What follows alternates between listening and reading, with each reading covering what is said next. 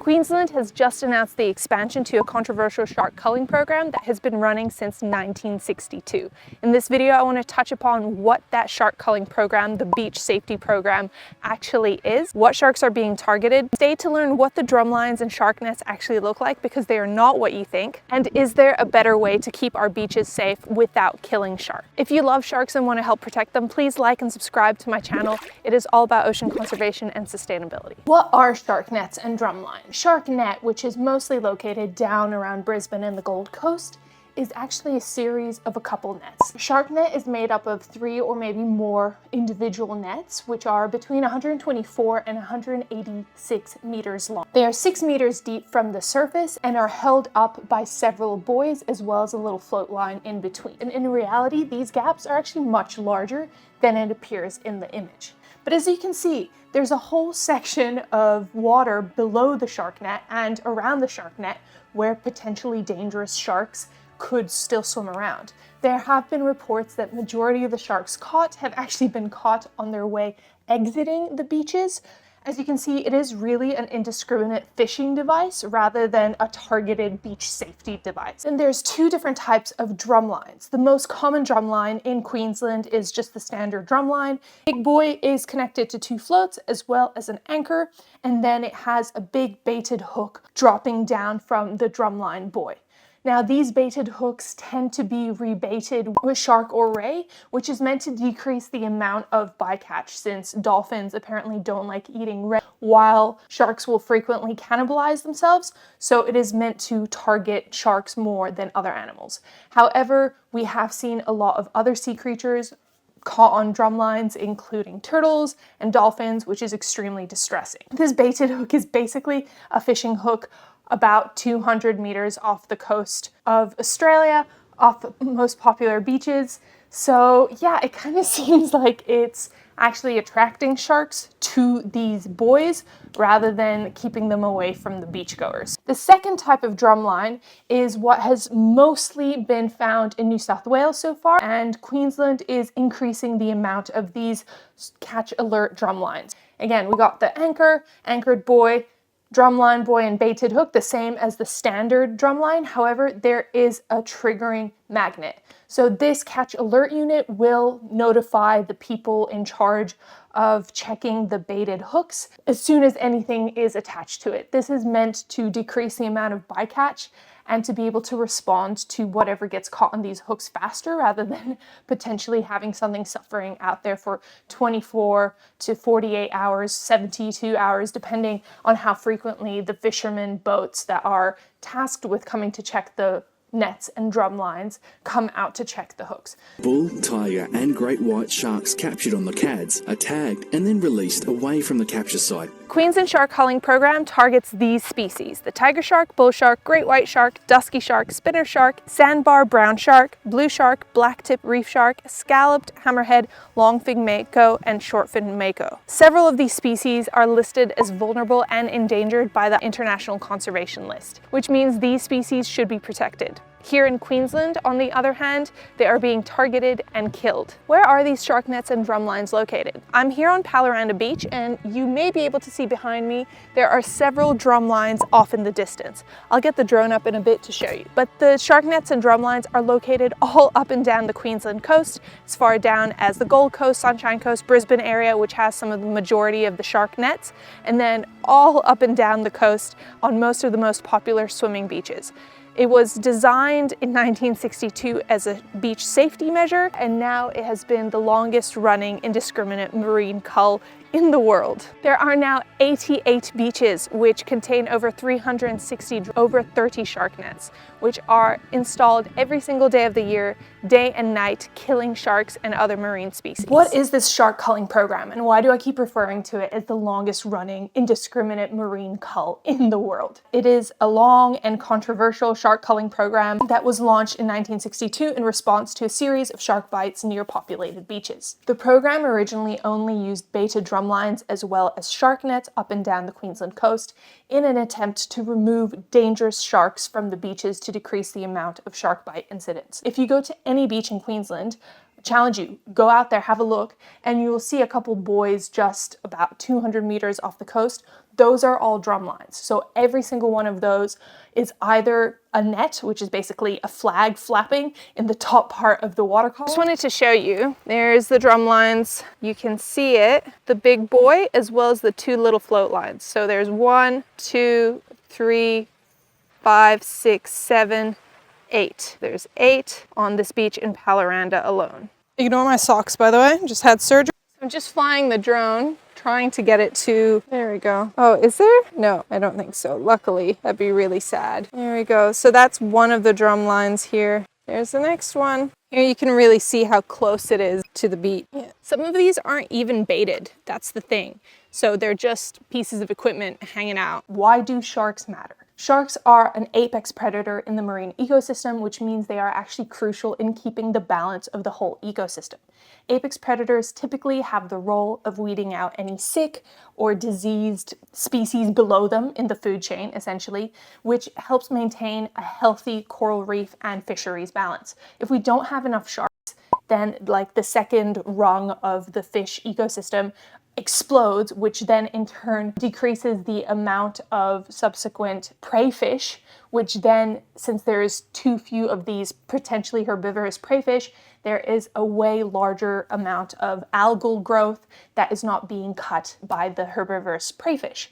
Meaning now there's too much algae, this overruns coral reefs, damaging the whole balance of the ecosystem. Research published in Science has shown that the decline in shark populations can trigger catastrophic cascades where one ripples down the entire food chain. There's over 100 million sharks that are killed every single year, partially due to fins, partially due to overfishing, targeted fishing, partially due to illegal culling, and then this legal culling program, which a lot of is actually within the Great Barrier Marine Park.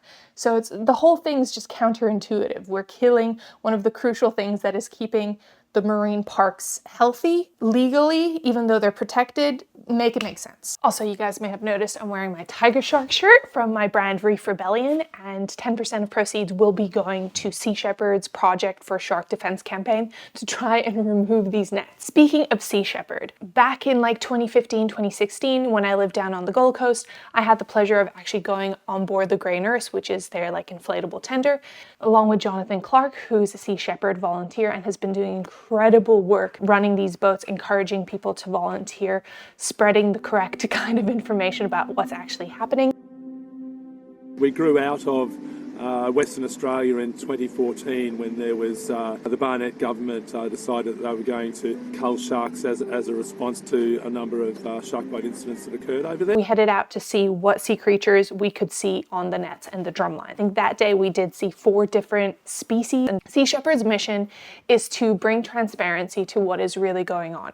Because a lot of people think that shark nets are fully enclosing the beaches, kind of like the stinger nets that we do see on some beaches, rather than these flags, which are just trapping anything that swims into it. It's basically a gill net. If you're interested in learning more about Sea Shepherd's work, please head on to their website. Culling sharks is culling sharks. Whether it's 300 a year off the Gold Coast or 90-odd thousand animals caught in nets and drumlines since 1962. So what is actually being caught on these drumlines and shark nets? Just from the footage that we have from Sea Shepherd, we know that dolphins get caught, turtles get caught, humpback whales get caught, rays get caught, very endangered shark species that are definitely not on the shark culling list are caught. And the disturbing thing about these turtles and whales and rays and dolphins is not only that they are caught in these drumlines and shark nets, but they are also needlessly suffering. They potentially stay there for 72 hours before a vessel comes to check on the sea creature, and quite often they will drown by that time because they'll need movement to get oxygen. They can potentially also be absolutely exhausted from fighting with the net or drumline, so they die anyway, even if they are released. Basically, getting caught on one of these things is a death sentence. One of the hardest parts about being a marine conservationist or even someone who volunteered with Sea Shepherd is going to these nets and drumlines to gather data and finding a live ray or a live dolphin stuck on these hooks. Because of course it is absolutely illegal to go and remove the animal yourself, you have to wait for the official fisheries. There is an entanglement phone number that you can call if you. One of the biggest outcries that happens every single year, and it's about to start happening again this year.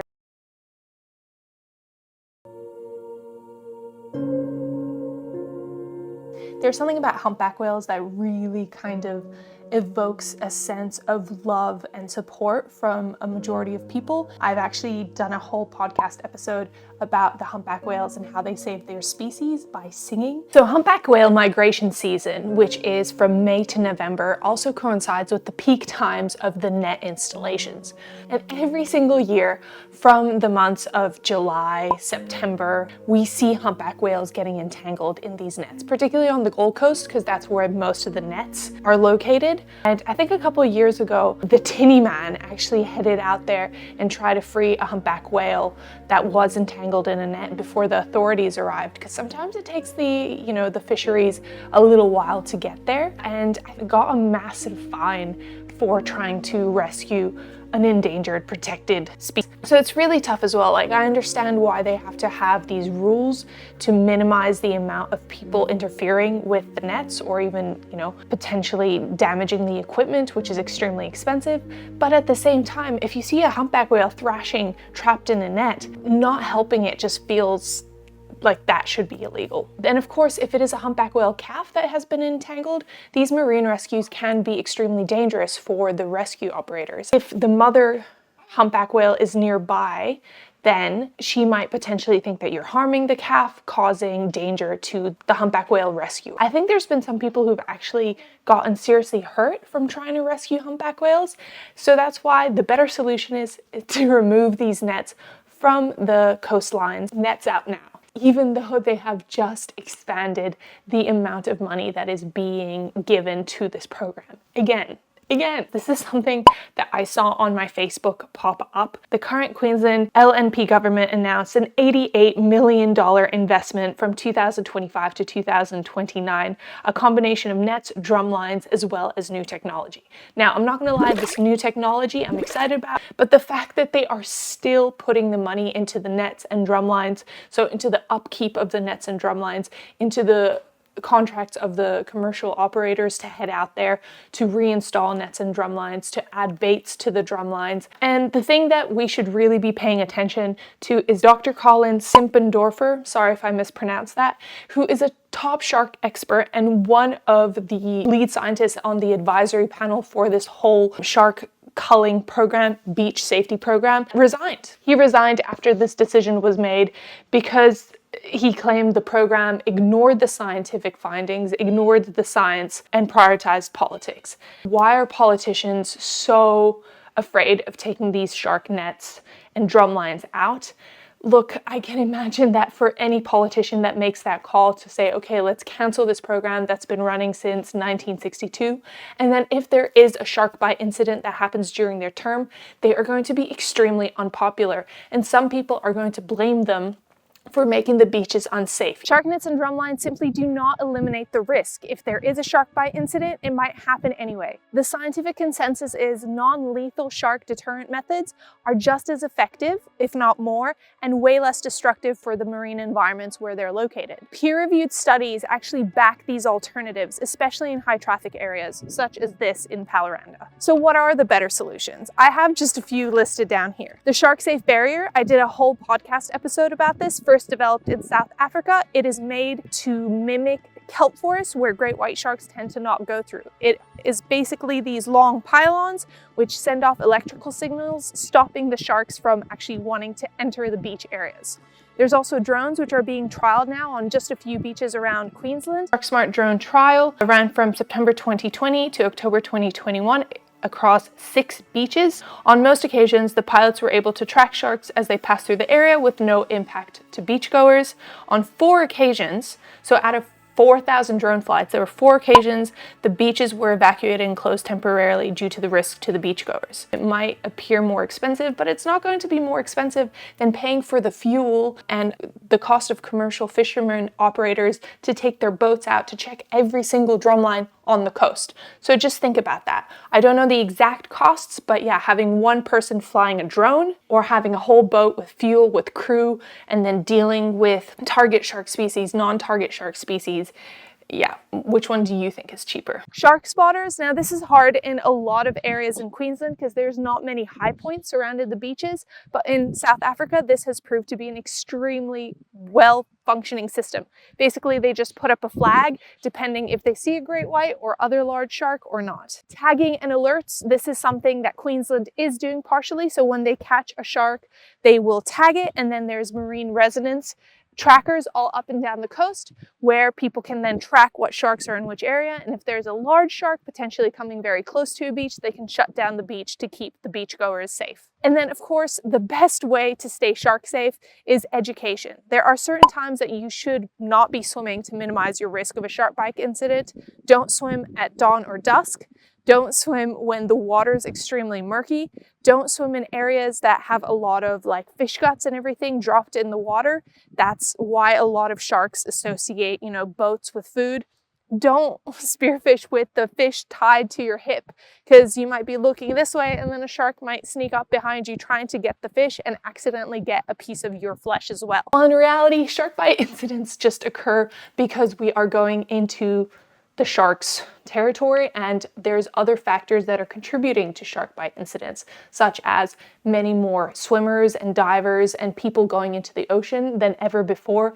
Also the amount of overfishing, meaning there is more scarcity in terms of the shark's natural food sources, so they might be going into areas and checking out areas where they haven't before, as well as other unknown things. Please join the fight to get the nets out now, as well as the drum lines now. We do not need to be killing sharks left, right, and center in the marine conservation area, species that are vulnerable or endangered, or in general. When there's 100 million sharks being killed a year, Queensland, we don't need to be part of this. So write to your local MP, join the fight. Let's get these nets out and drums out.